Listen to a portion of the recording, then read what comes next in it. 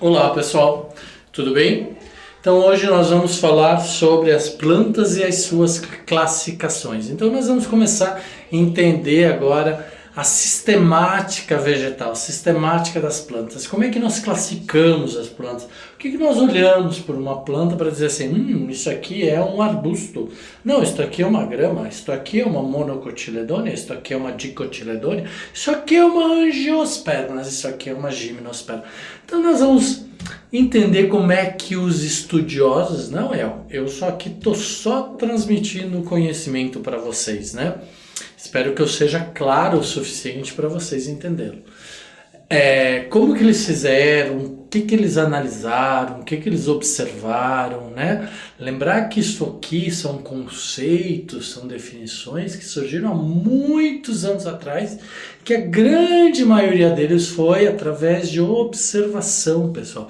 Então isso me deixa mais animado ainda, mais extasiado, né? Mais excitado. Por quê? Porque se lá no passado, sem luz elétrica, sem energia, sem livros, sem internet, pessoas fantásticas com uma mente brilhante observaram algo e começaram a entender e criaram leis, criaram relações, criaram critérios, princípios,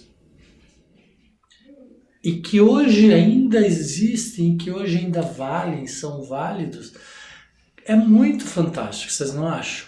É por isso que eu digo, biologia é fantástica e eu quero que vocês cada vez mais estudem, amem a biologia, tá?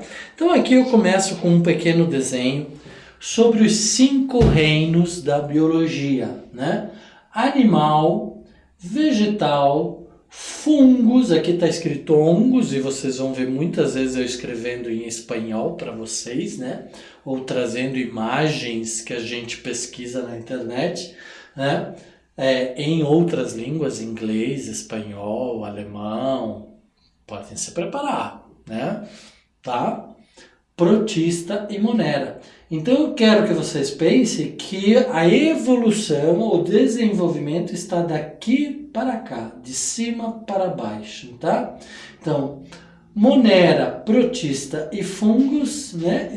Monera e protistas estão aqui em cima, né? Fungos está aqui, a parte dos vegetais e animais. Desculpa, monera está aqui, representado neste desenho, tá? Depois surgiram os protistas, e aí os protistas estão divididos em vegetais, animais e fungos. Muitas vezes, ou por muitos anos, séculos, né, se classificou os fungos como vegetais ou como animais, e isso ficou, é vegetal, não é vegetal, é animal, não é animal.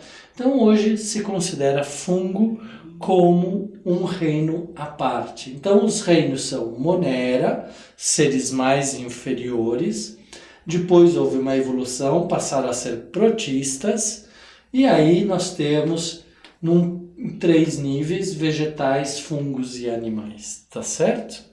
Então, há vários sistemas de classificação das plantas e seres vivos.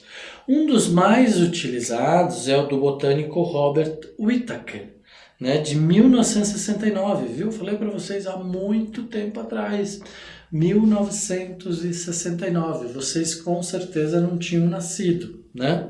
Modificado pelos biólogos Lynn Margulis e Karlene Schwartz, tá? São 5 reinos, monera, protista, fungo, vegetal e animal. Então, quem definiu esses 5 reinos foi o botânico Robert Whittaker, em 1969. Como que ele fez isso, pessoal? Por observação, né? Já tinha, sim, uns estudos, já tinham livros, mas foi por isso, foi por estudar, por observar. Então eu vou pôr isso aqui, esse indivíduo eu vou pôr lá no vegetal, esse indivíduo eu vou pôr lá no animal, esse indivíduo não é nem animal nem é vegetal, eu vou pôr lá no fungo, né?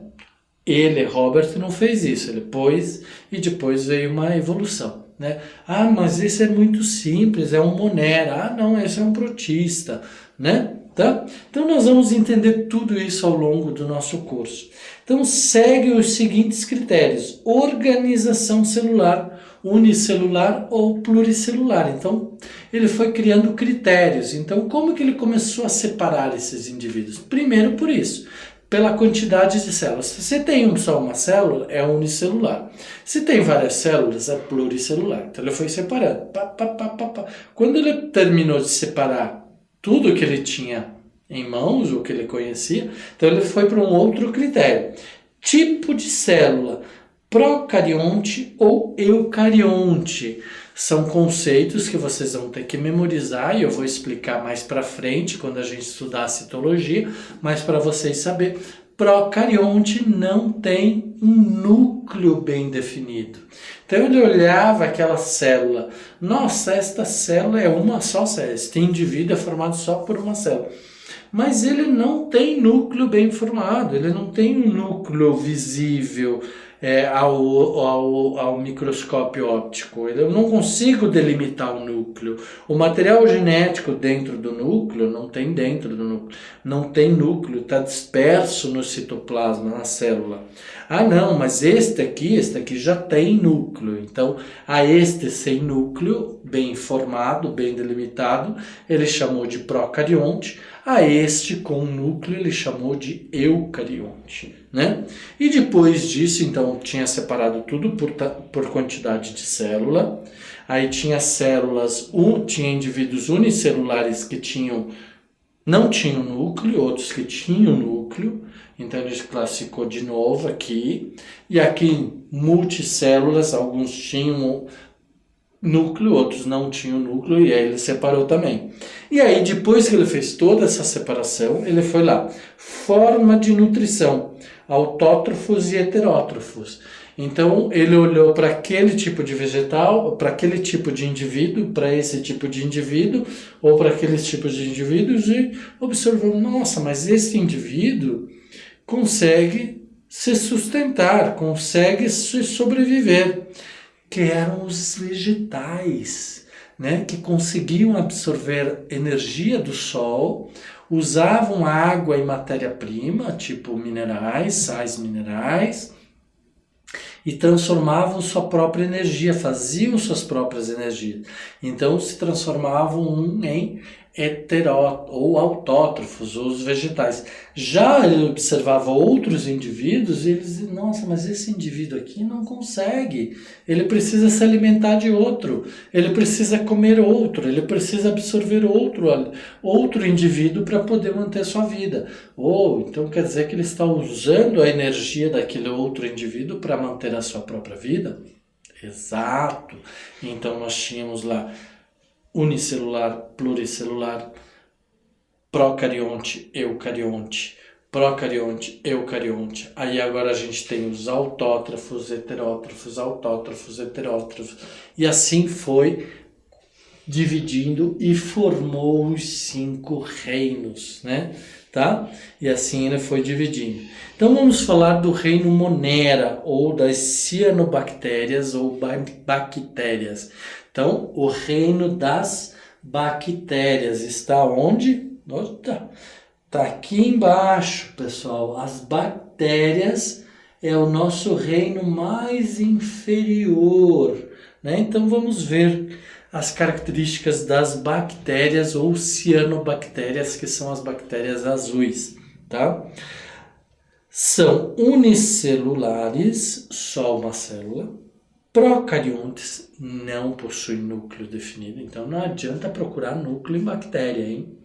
É que nem tentar encontrar pelo na cabeça da cobra. Não vai encontrar pelo na cabeça da cobra, certo? Então não vai encontrar núcleo na bactéria, lembrem disso. Autótrofos, então as bactérias produzem seus próprios alimentos, não precisam se alimentar de outros indivíduos, elas se autoalimentam, elas produzem seu próprio alimento, mas também tem bactérias que precisam se alimentar de outros indivíduos. Lembra que eu falei na aula anterior lá em ecologia, quando eu estava falando para vocês sobre as cadeias alimentares, que as bactérias poderiam ocupar a cadeia, a última cadeia lá da pirâmide alimentar, né? Por quê? Porque elas eram decompositoras. Se bem que se morrer um vegetal, por exemplo, dá uma seca, dá uma geada, morre um indivíduo, nós morremos, um bicho morre, uma cobra morre, uma planta morre, uma árvore morre, as bactérias vão habitar estes indivíduos, independente de se estão como consumidores primários, secundários, terciários, elas vão habitar esses indivíduos para decompô-los, tá? Então podem ser autótrofos quando não precisam de outros indivíduos para formar sua energia, seu alimento, ou heterótrofos quando precisam, tá?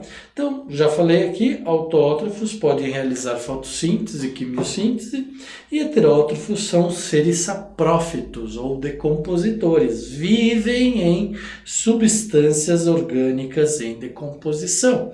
Nós temos bactérias dentro do nosso organismo, bactérias legais conosco, né, que fazem a digestão do nosso alimento. Então, aquele alimento que entrou para dentro do nosso organismo precisa da nossa colônia de bactérias para digerir o nosso alimento, porque senão vai ficar lá, não digere, né? Tá? Então, nós temos bactérias legais, né? E nós temos bactérias ruins. Quando a gente fica doente, por exemplo, tuberculose, né? Vai acometer porque não vai se alimentar somente dos alimentos, vai se alimentar de toda a nossa energia corporal, tá? E temos parasitas, né? Vivem às custas de outros organismos. Por exemplo, a lombriga é um parasita que quando a gente come algum alimento contaminado ou bebe água contaminada, vai se desenvolver um indivíduo chamado platelminte, que é os nematelmintes, que vão formar indivíduos parasitas que vão parasitar nosso organismo e pode nos levar até a morte, tá? Então nós temos bactérias que são autótrofas, bactérias que são heterótrofas ou bactérias que são parasitas, que vivem ali. Elas não matam o indivíduo, porque elas sabem que se elas matarem o indivíduo, elas também vão morrer. Então elas vivem. Porém, como elas vão se reproduzindo, vai chegar um momento que aquele indivíduo vai morrer, tá? Ok? Quimiossíntese, vamos entender o que é quimiossíntese. Eu falei lá numa aula muito tempo atrás para vocês sobre as questões metabólicas, os metabolismo, que são reações químicas de formação. Síntese quer dizer formação, tá? Então são reações de síntese, de formação. Processo que alguns organismos desenvolvem seus alimentos, né? Utilizando energia resultante da oxidação de matérias inorgânicas. Então, materiais inorgânicos sem carbono se processam, reagem, né, ou através de anabolismo ou catabolismo. Lembram o que é anabolismo e catabolismo? Vou falar para vocês ou vou deixar vocês pesquisarem? Anabolismo é aquelas reações químicas de formação de indivíduos ou de moléculas maiores. Catabolismo são as reações de quebra um organismo maior, um organismo assim, em organismos menores, ou em dois organismos menores, tá? E a quimiossíntese, então, é o processo de alguns organismos desenvolverem seus alimentos. Então, eles não têm a capacidade, eles têm a capacidade de gerar seu próprio organismo. Eu falei para vocês da fotossíntese, que a partir da energia solar pega-se água e CO2 e se transforma em açúcar, né? Tá? Em glicose. Tá? Exemplos de doenças causadas por bactérias, ou reino Monera. Tá? Vamos lembrar sempre, Monera bactéria, tá? Certo? Ok? cólera, leptospirose, tuberculose, sífilis, gonorreia, doenças sexualmente transmitidas, né? Outros podem desenvolver formas harmônicas de coexistências com outros organismos. Eu falei para vocês as nossas bactérias nocivas, as nossas bactérias legais que nós precisamos na nossa flora, né, intestinal. Tá? As cianobactérias eram conhecidas como cianofícias ou bactérias azuis. Falei para vocês das bactérias azuis, né? São autótrofas, geram seu próprio alimento, fotossintetizante. Aqui eu só estou trazendo uns exemplos, umas figuras de bactérias, só para vocês verem as diversas formas de bactérias, né? Tem várias formas, algumas com cílios, né? Outras não, outras vivem mais, são maiores, outras são menores, né? Isso tudo nós estamos falando do mundo Monera, do reino Monera, microscópico, tá? Impossível de ver a olho nu, tá certo? São os responsáveis, são as responsáveis pelo início da produção de oxigênio na atmosfera do planeta, há milhões de anos. Então, como que surgiu o oxigênio? Através de reações químicas, através de ações e reações anabólicas e catabólicas. De quem? Das bactérias que reagiram, que eram seres, ou que são seres autótrofos que produzem seu próprio alimento, que consomem minerais e vão reagindo e vão formando outros alimentos, outros componentes químicos que vão então formando ou formaram tudo que a gente conhece, inclusive o próprio oxigênio na atmosfera, tá? Através de reações. E o reino protista? Então nós falamos que o reino Monera são as bactérias, o reino protista são seres também unicelulares, então o Monera eram unicelulares, autótrofos ou heterótrofos, procariontes, que não tinham núcleo bem delimitado, né? E os protistas são unicelulares, também pode ser autótrofos, heterótrofos, porém são eucariontes, já apresentam núcleo bem delimitado, tá? Então vocês veem aqui que já possuem núcleo bem delimitado. Então, diferença dos protistas para Monera, que os Monera são bactérias e não possuem núcleo bem delimitado, eles são chamados procariontes. Podem ser autótrofos ou heterótrofos, tanto as Moneras quanto os protistas, tá? Ambos são unicelulares. Então, quando a gente olha para esses exemplos aqui, a gente não consegue ver, ou a gente não encontra e não vai encontrar mais do que uma célula, somente uma célula. Mesma coisa nas bactérias, tá? Então, olha lá, vamos voltar nas bactérias. Nós só temos uma célula em cada um dos seus representantes, tá? Algas podem ser unicelulares ou pluricelulares e autótrofas fotossintetizantes e geram oxigênio. Isso é um exemplo, mas são algas microscópicas, são lá no fitoplâncton, são algas extremamente minúsculas, não são aquelas algas que a gente vê no mar, nos arrecifes, nos corais, né? São algas minúsculas, microscópicas, tá? Que produzem seus próprios alimentos. Então são seres autótrofos que fazem fotossíntese. E nós vamos ver nas aulas de citologia por que elas conseguem formar ou produzir fotossíntese. Então algumas algas simples, pluricelulares, também estão incluídas neste reino. Então agora nós estamos indo para um outro tipo de algas, já as algas que não são mais tão minúsculas, que não são mais tão microscópicas, que já possuem mais do que uma célula, né? Tá?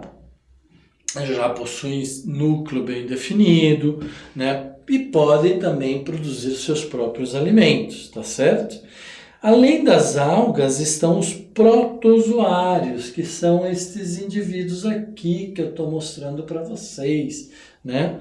Os protozoários, aqui nós temos um exemplo de alga E aqui nós temos exemplo de protozoários, um protozoário com flagelo, uma ameba, um plasmódio, um paramécio.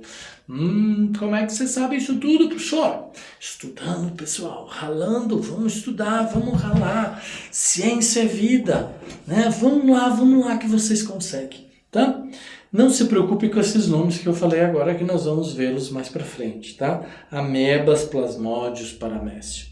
Algumas são importantes sob o ponto de vista médico, pois podem causar doenças, como a amebíase, que é esta aqui, né? A amebíase está aqui. Vou limpar aqui, tá, pessoal? Vocês sabem que eu gosto de limpar. Então, a amebíase, né? E eu vou contar uma coisa para vocês. Eu já tive amebíase. Eu já tive ameba. Eu trabalhava na Amazônia e estava num dia de trabalho, acabou minha água e eu acabei bebendo uma água que eu sabia que eu não podia ter bebido, mas eu estava gripado e eu estava com muita sede. E aí eu bebi essa água e eu ingeri uma ameba, porque são microscópicas. Rapaz, ela simplesmente acabou comigo. Perdi 20 quilos. E depois desses 20 quilos, depois que a gente descobriu que era amebíase, depois de muitos exames, pensamos que era malária, pensamos que era tifo, pensamos que era febre amarela, pensamos que era várias doenças, dengue. Faz muitos anos, né? Não era. Aí a gente fez o teste da amebíase.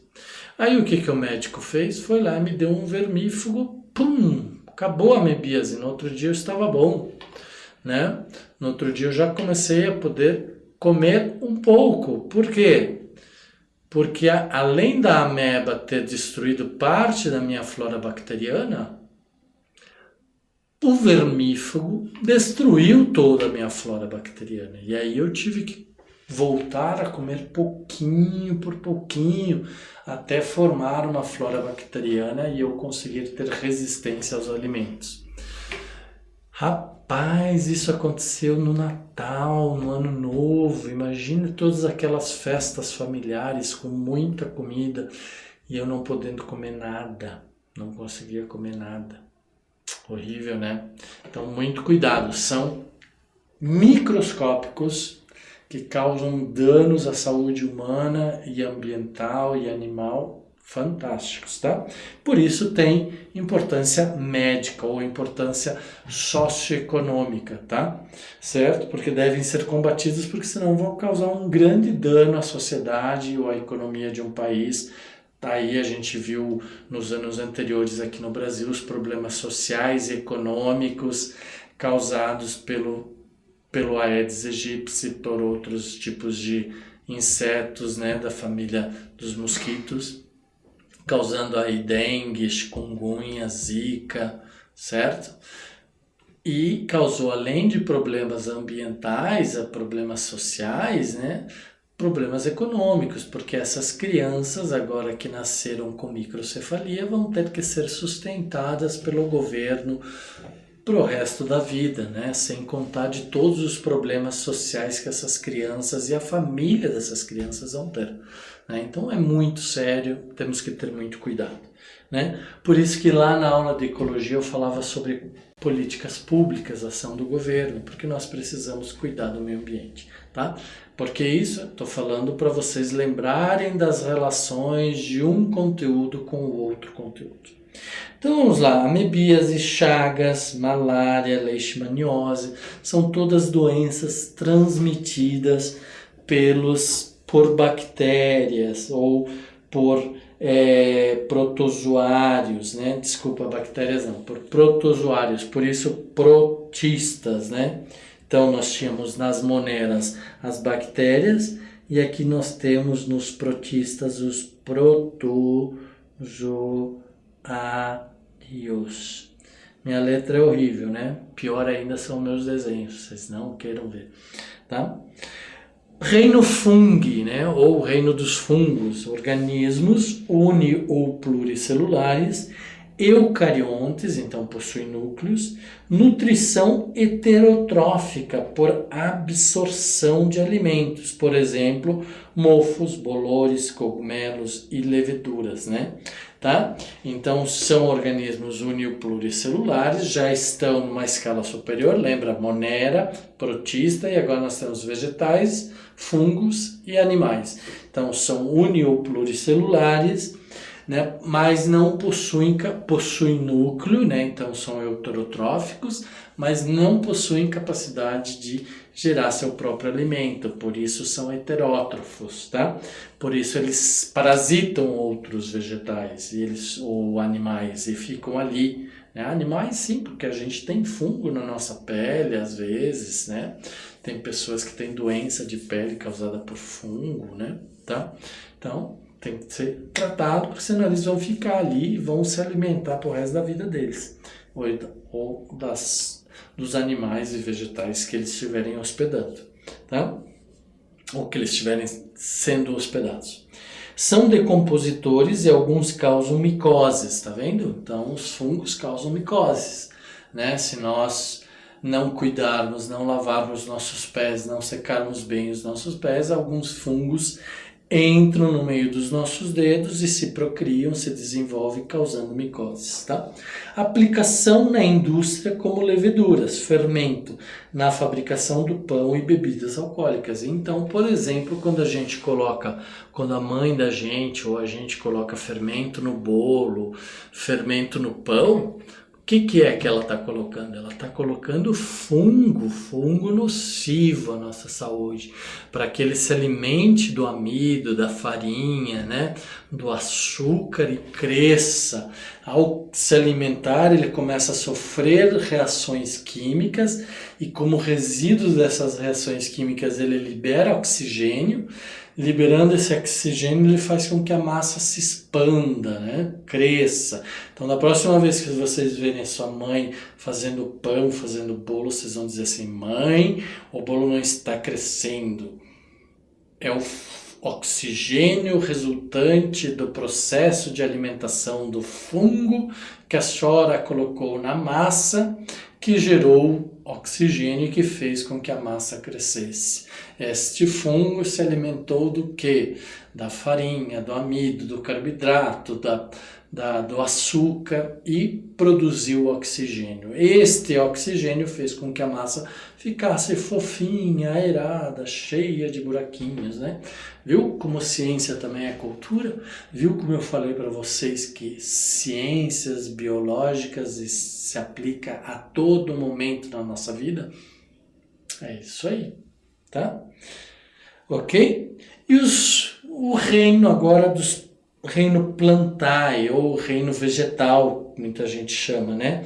São os metáfitas pluricelulares, eucariontes e autótrofos fotossintetizantes. Então, os vegetais, né?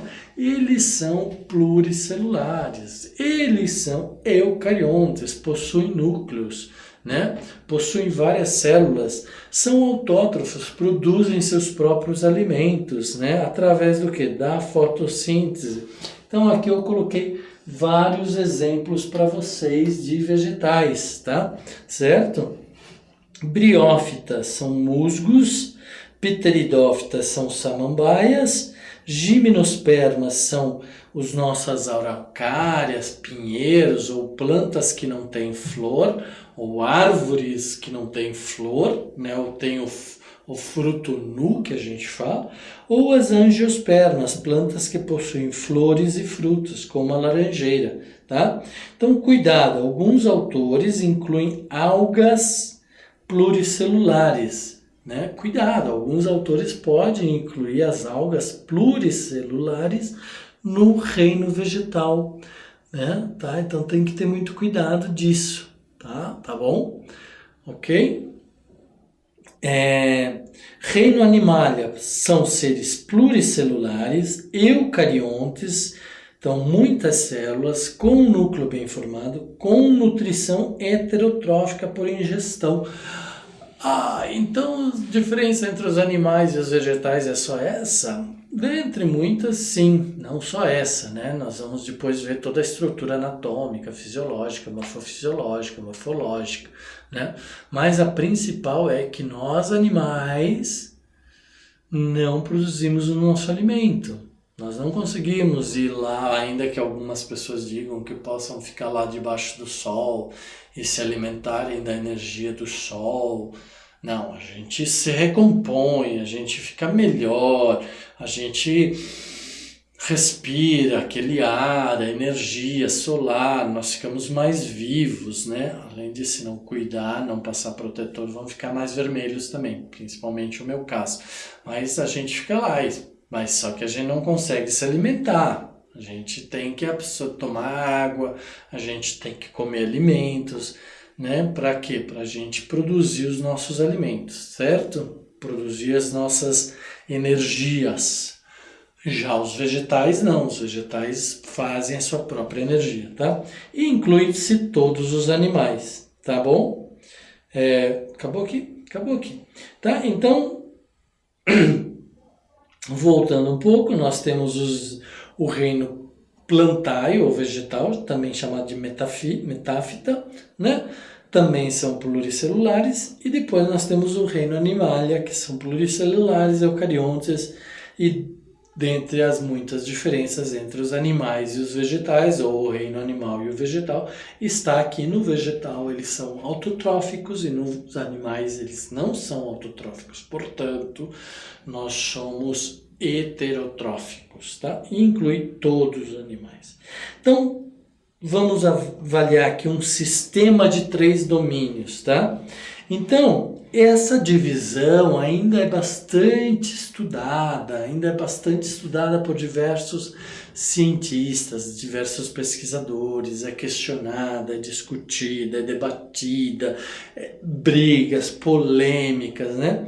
Mas a gente ainda continua, vamos olhar para cá. Então vamos olhar. Segundo Carl Woese, os seres vivos estão organizados em 3 domínios, de acordo com o RNA ribossômico. Nós vamos ver lá em genética o que é o RNA ribossômico, nós vamos ver em citologia também, que está presente em todos os organismos, que é o ácido nucleico, tá? Então, bactérias, árquea e eucária, né? Tá? Os 2 primeiros são procariontes. Os 2 primeiros, bactéria e árquea, são procariontes. O que são procariontes? Que não possuem núcleo bem definido.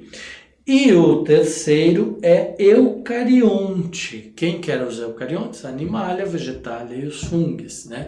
Que possuem núcleo bem definido, tá? Então vamos ver aqui.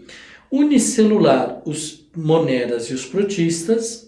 Multicelulares ou pluricelulares são os vegetais, os fungos e os animais, tá? Ok? Então, sem membrana na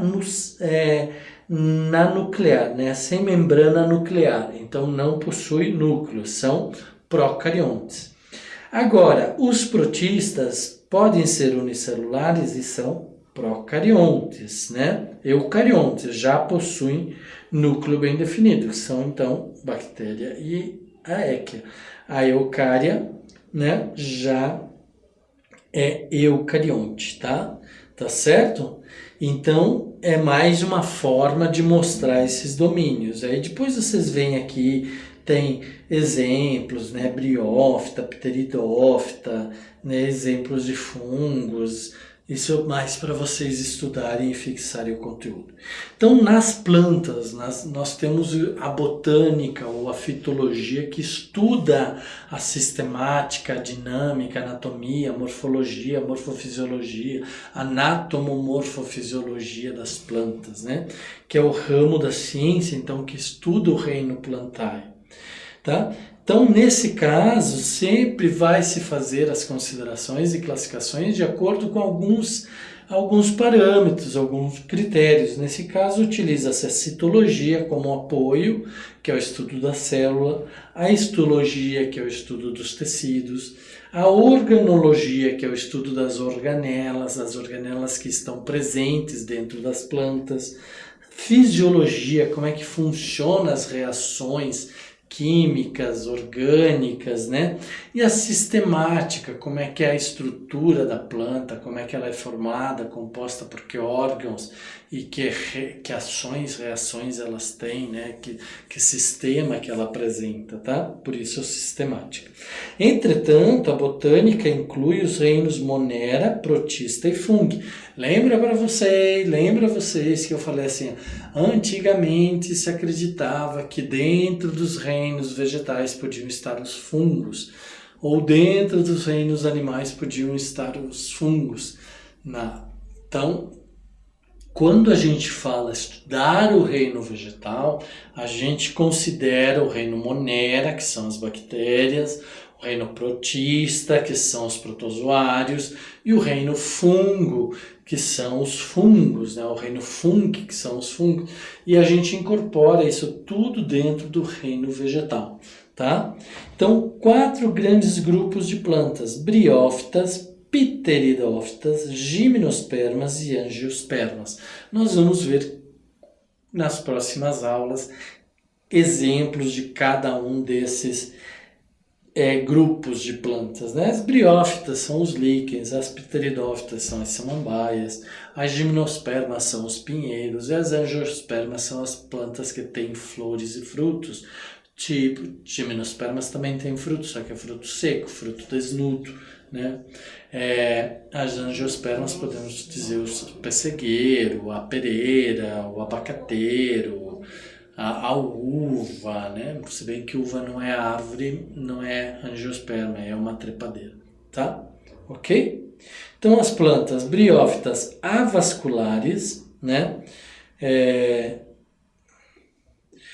Não tem tecido de condução da seiva, então não possuem tecidos de condução, por isso são chamadas de avasculares, não possuem tecido de condução, não possuem vasos de transporte da seiva bruta ou da seiva elaborada, por isso são as pteridófitas, como eu falei para vocês, os líquens e algumas algas, tá? São criptógamas, estruturas de reprodução pouco evidente. Então a gente não vê as estruturas de reprodução como a gente vê nas angiospermas e nas gimnospermas, tá?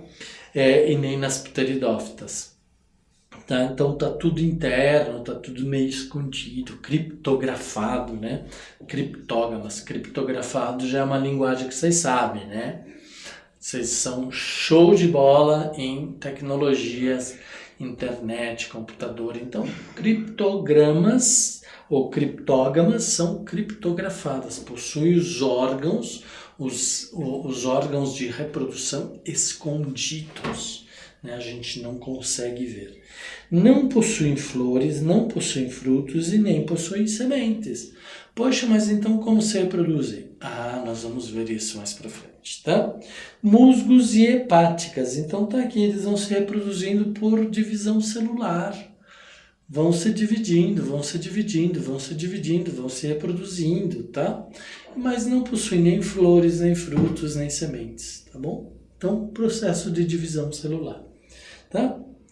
Ok? Aqui nós temos as pteridófitas ou as samambaias, possuem tecidos condutores da seiva. Então, o que difere uma briófita de uma pteridófita é a presença de tecidos vasculares, né? Então, a gente já percebe nas pteridófitas, nas samambaias, um caule, um tecido vascular mais durinho, mais lenhoso, né? Por onde corre a seiva, onde a seiva bruta e a seiva transformada ou elaborada são conduzidas ao longo de todo o corpo do vegetal, né? Tá? Também nas pteridófitas a gente já consegue ver os seus órgãos reprodutores, seus frutos, né? Tá? Primeiro grupo na escala da evolutiva a apresentar essas estruturas. Então, é o primeiro grupo que apresenta estrutura de vasos condutores. Então, aqui é o exemplo do xaxim, um exemplo da samambaia, um exemplo da avenca, né? Então, a gente sabe que quando a gente olha ali já dá para ver um galinho. Se a gente pegar um musgo, a gente só vai ver folha, tá? Plantas vasculares, são criptógamas, né? Tá escondido, mas ainda a gente consegue ver, tá? Não tá tão escondido. Avencas, xaxim, samambaias, então a gente vê lá os órgãos das avencas,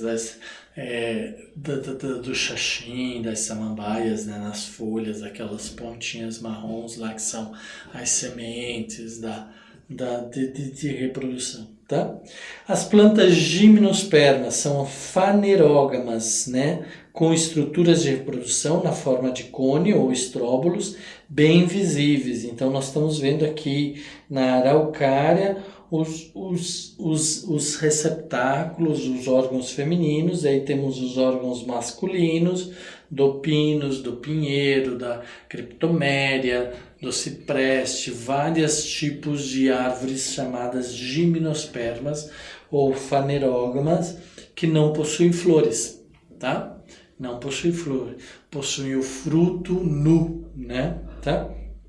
Mas são vasculares, com sementes nuas, não formam frutos. Então, é um fruto seco, alguns autores dizem que é fruto seco, mas grave, como não possui flor, não vai possuir fruto. Então, são sementes nuas, tá? Há só trocas de gametas masculinos e femininos formando as sementes, tá? Por possuírem sementes, são chamadas de espermatófitas, né? Então, possuem o espermatófita, possuem o espermatozoide masculino para fecundar o ovário feminino, né? Então, pinheiro, cipreste, sequoias, pinos, tá certo? Não se preocupem muito, eu só estou mostrando para vocês diferenciarem uma briófita de uma pteridófita, de uma gimnosperma, de uma angiosperma. Depois nós vamos estudar isso especificamente, né? E as angiospermas são vasculares, com órgãos de reprodução organizados na forma de flores. São as fanerógamas. Então, os pinos eram fanerógamas, mas sem flores, né? Esses são com flores, tá? Possuem sementes espermatófitas no interior de frutos. Então, aqui possuem frutos, né? É o maior grupo de plantas, né? Então, tá aqui a laranjeira, a pessegueira, o abaqueteiro, a pereira, o mamão, né? Melão, abacate, já falei, várias outras árvores ou plantas, né, que apresentam flores e frutos e sementes. Divide-se em dois grupos, monocotiledôneas e dicotiledôneas. Monocotiledôneas é quando o embrião é germinar, quando gera-se o embrião, que o espermatozoide fecunda o óvulo, vai formar um embrião. Quando esse embrião se desenvolve, sai de dentro da semente, gera-se o que a gente chama de as primeiras folhas do embrião, ou as folhas embrionárias do embrião, que podem ser duas dicotiledôneas ou uma monocotiledônea. No exemplo aqui nós temos uma dicotiledônea, porque o embrião tem 2 cotilédones, tá? Ok? Certo, pessoal? Então, essa foi uma visão geral dos 5 reinos, dos membros que compõem os 5 reinos, certo? Eu não falei aqui sobre os animais, os diversos tipos de animais, porque a gente sabe que são muitos, né? Mas eu dei uma classificação genérica sobre briófitas, pteridófitas e as gimnospermas e as angiospermas. Certo? Então, até a próxima aula, um grande abraço, estudem, revisem todo o conteúdo e vamos em frente, tá? Não esqueçam, conceito se coloca na parede para a gente estar vendo sempre, todo o tempo e lembrando todo o tempo deste conceito, Tá bom, pessoal? Até a próxima aula. Um grande abraço para vocês. Tchau, tchau.